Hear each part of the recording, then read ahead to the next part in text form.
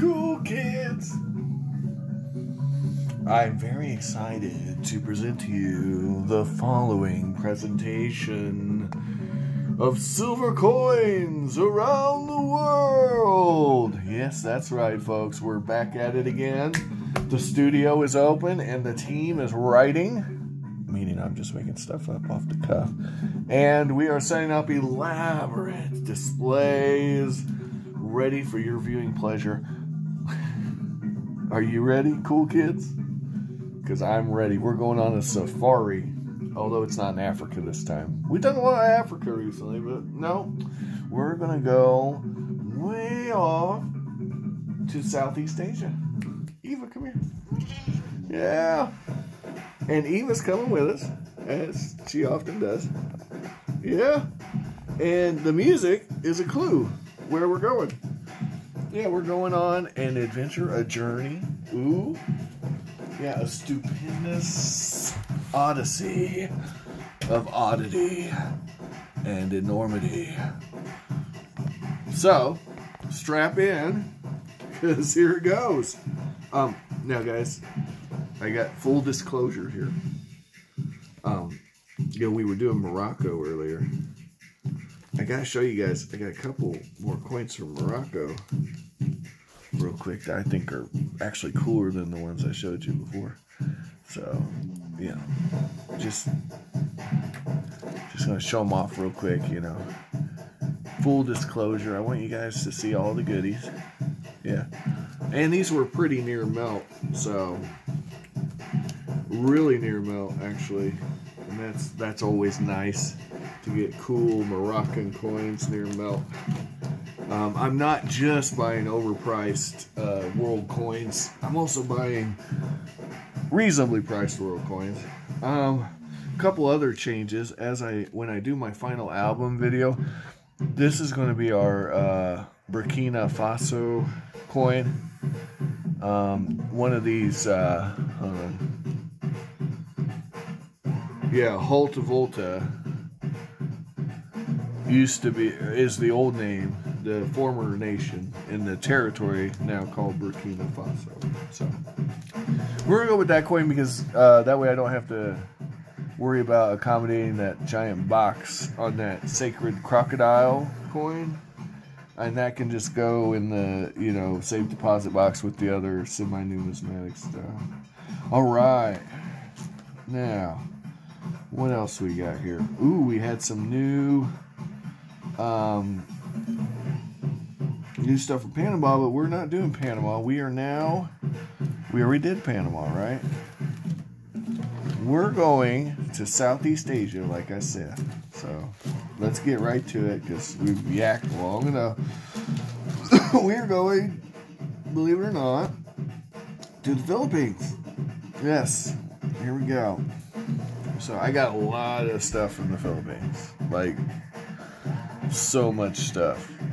It's a crazy amount of stuff from the Philippines, and quite frankly, some of it I've gotten under melt, some of it I paid a little premium on, you know, like this, I paid a premium on this, you know, some of it, you know, I would probably overpaid for, but some of it I've definitely underpaid for, so it all works out, I think, in the end.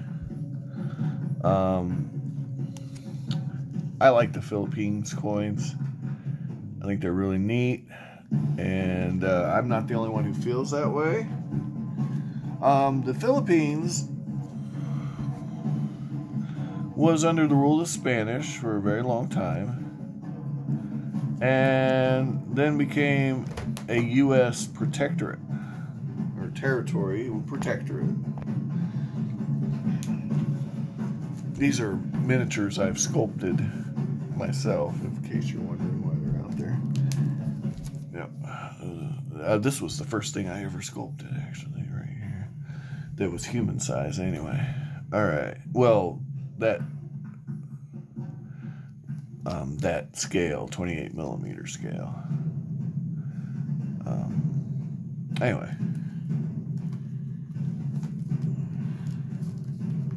And the other one's a pixie. I think you've seen him in other videos.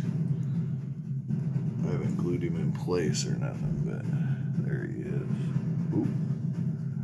Ooh, hi. Ooh, I'm gonna fly. Alright. Anyway, back to the coins. Diminutive little fellow. Ooh, look at the cartwheels. Ooh, fun, fun, fun. And a nice price, too.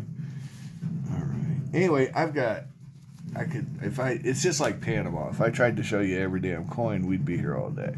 Well, not all day, but it'd be a long-ass video. But no, you know what? I really think these coins are cool. So we might just sit here and, you know, show off quite a few of them anyway. But, you can get these under melt. It does happen. It's a thing. It is a thing. You can also pay way over melt for them, you know, depending on what you're buying. Some of the dates are harder. Some of the varieties, there's some odd mint mark things going on with I think it's the 44s or 45s. So there's like a S and a D and an SD. I don't know. You'll have to look into it, but I just think they're really nice. Let's really zoom in on this design, you know. Now, if you don't have one of these coins in a higher grade, you really can't appreciate just how nice this design is. I'm going to assume that's Tagaitai's volcano going on there, but I don't know for sure. Or is it Tagaite?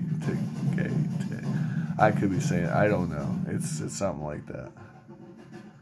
Anyway, I just wanted to zoom in here. Now, I prefer the older reverse, this one. But this one's cool too.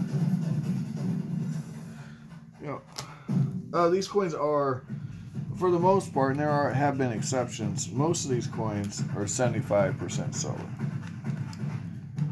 Yeah. But there are exceptions in the coins we've shown, or will show, as far as the purity.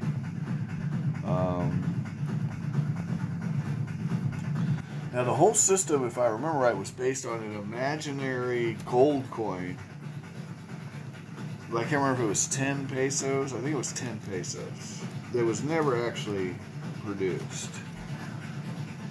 But that's the basis for the coinage system.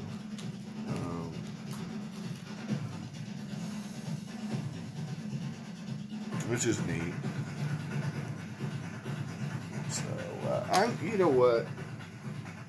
That's a nice price for a 1/10 of an ounce, right? $1.97. You know, at the time of purchase, this would have been under melt, but nowadays it would be real close to melt, just a little over. But, you know, pretty sweet design, man. Pretty cool. But that's not the only design that was ever made. We also have these, which are actually made by the nation, the Philippines, not the, right, and these are 75%, but there's also his big brother, which is 90% silver.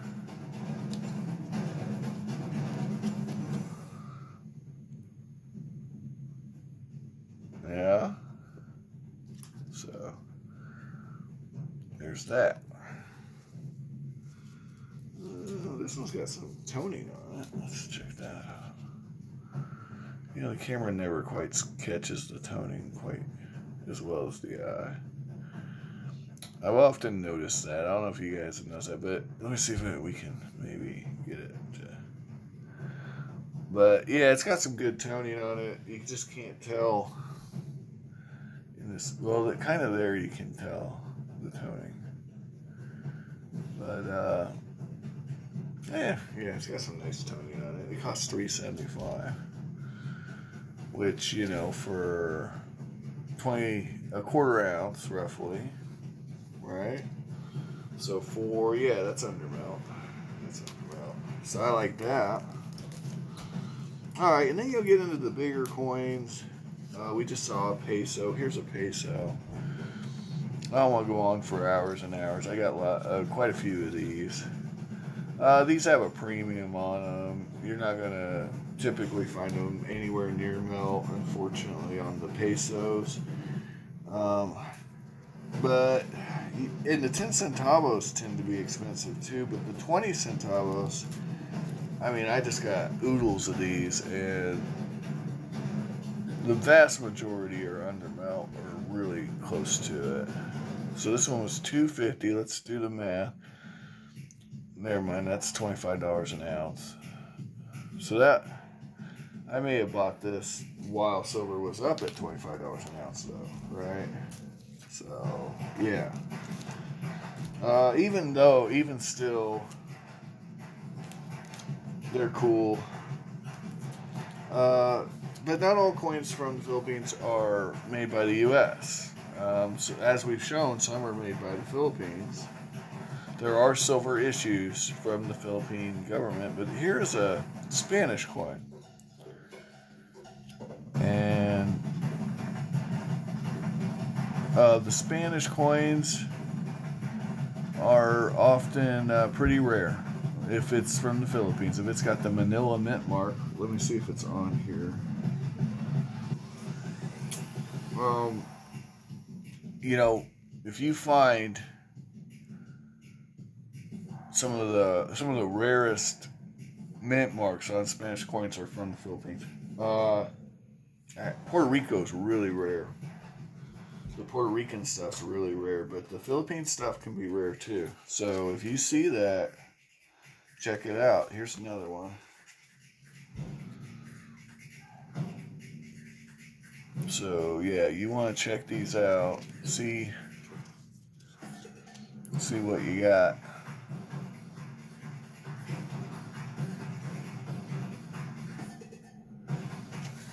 And they go back.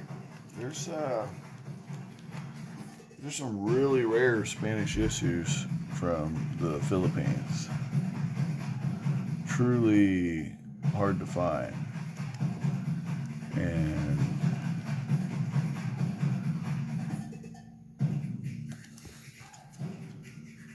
I don't have a lot of Spanish, the Spanish stuff. I think I have one more Spanish coin, and I don't even know if I have it here, because I might actually have it with my Spanish coins. But that's the highs and lows of the pesos. Pesos are cool, right?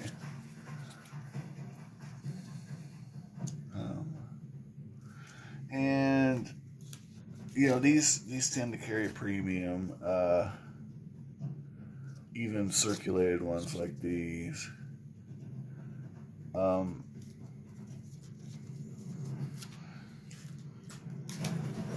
trying to remember. They're 80% silver. I know that, and they're about half an ounce of silver. So yeah, you're looking at $40 an ounce silver here. This one's a little more reasonable at $17.37. But you're not buying a Philippines peso, you know, to buy it for its silver weight. You're buying it because it's cool. It's the cool factor. Now this one was minted in San Francisco, as you can see, and that's another thing to keep in mind. These are U.S. coins, so these were minted in the United States. And that makes them very collectible. That's, you know, like insanely collectible. Even more so, and I don't know why, even more so than Panama, which also their coins were made in the United States. So the difference being, I guess, it's one, the Panama coins are cool too, but these are nice. They're nice coins. They have eye appeal. They got everything you want in a coin, really, I think. Except purity. I would argue that 75% silver isn't amazing. But on the other hand, it makes them wear and tear better.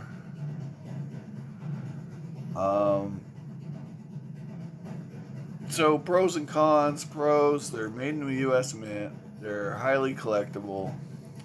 People really like these things. Cons, they're still, foreign, even though they were made in the United States. The premiums can be high if you're not selective about which ones you buy. At $25 an ounce, I'm perfectly happy buying these.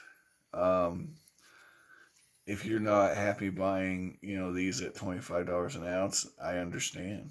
And I totally understand why you wouldn't buy them. They're 75%, which is a downer.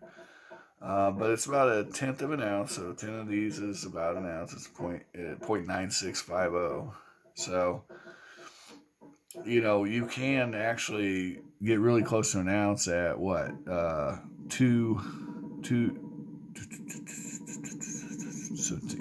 pesos. Yeah, 2 pesos about an ounce, give or take. And it seems like the peso coins have a little more silver in them, which the dollars do too. Here, in our system. So anyway, that's I mean, I got a bunch. I got pages and pages of these things, guys. That's the Philippines, man. Philippines. Oh, we got to talk about the country. Yes. Always a rule. So the Philippines, I've actually been there. So it's another one of these countries I've been to. It's island nation. There's several islands in the South Pacific. Let's get some particulars. I'll be right back with that. As per Wikipedia, the Philippines, officially referred to as the Republic of the Philippines. It's an archipelagic country, right? 7,641 islands is what it's made up of. There were 3 major geographical areas: Luzon, Visayas, and Mindanao. I hope I'm saying that right. The Philippines is bounded by the South China Sea to the west, the Philippine Sea to the east, the Celebes Sea to the southwest, and shares maritime borders with Taiwan to the north, Japan to the northeast, Palau to the east and southeast, Indonesia to the south, Malaysia to the southwest, Vietnam to the west, and China to the northwest. So, there are 109 million people. That's quite a large population.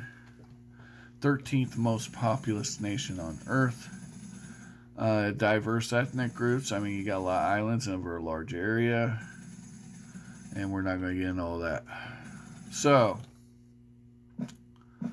the Spanish explorer Ruy Lopez de Villalobos, during his expedition in 1542, blah, blah, blah, Spain was running the show. Obviously, the Spanish-American War changed that. La-di-da-di-da. Independence from the U.S. 1946. Yep. So, here's a map of the islands. If you wanted to see that, yay. That's a topography. There's earthquakes and volcanoes and ooh, there you go. Mayon is an active stratovolcano. That might be the one depicted on that coin now that I'm looking at it. South of the island of Luzon. But it could, there's a few volcanoes there. Severe deforestation, blah, blah, blah. Blah, blah, blah, blah. Demographics, blah, blah, blah. Oh, you want to know about the religions? They're mostly Catholic. There's also a large Islamic population, too. especially in the South. I know that.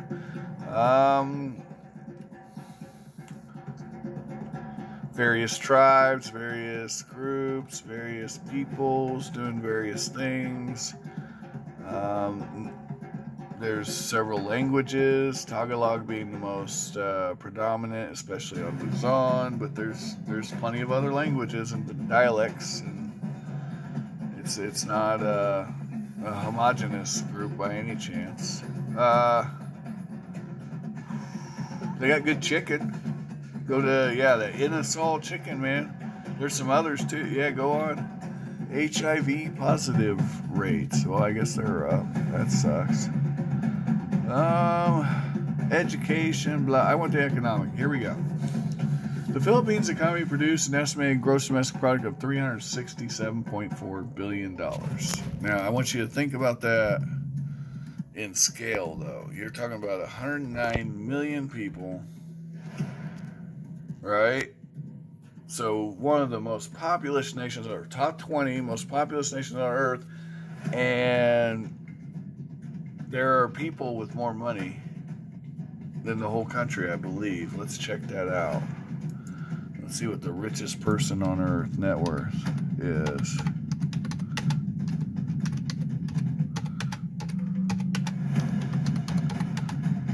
And I could be exaggerating. I don't know what the richest person on Earth is. It went right to richest man, but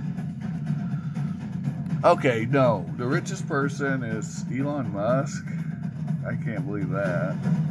But if you took Jeff Bezos and Elon Musk and you put them together, you'd have more money than all the Philippines. There we go. Wow, that guy really did a number on the taxpayers. Wow. Okay. Well, I do respect what he's doing with the social media, though, like trying to make it an more open platform. I respect that. I get what he's trying to do in premise anyway. We'll see how it works out. Okay. It's been transitioning from agriculture to more emphasis on manufacturing. The unemployment rate is 4.5%. What's the poverty rate? All I know is while I was there was homeless people everywhere, children running the streets, trash in all the rivers and lakes. It was a mess, man. They were nice folks, I guess. I mean, but it was not good. It was not good. It was nasty, man. Nasty. A lot going on there. There were some really pretty parts too. Now, don't get me wrong. The tourist places, they kind of keep clean, but go through Manila, go one street too far the wrong way, and it gets pretty hairy pretty quick.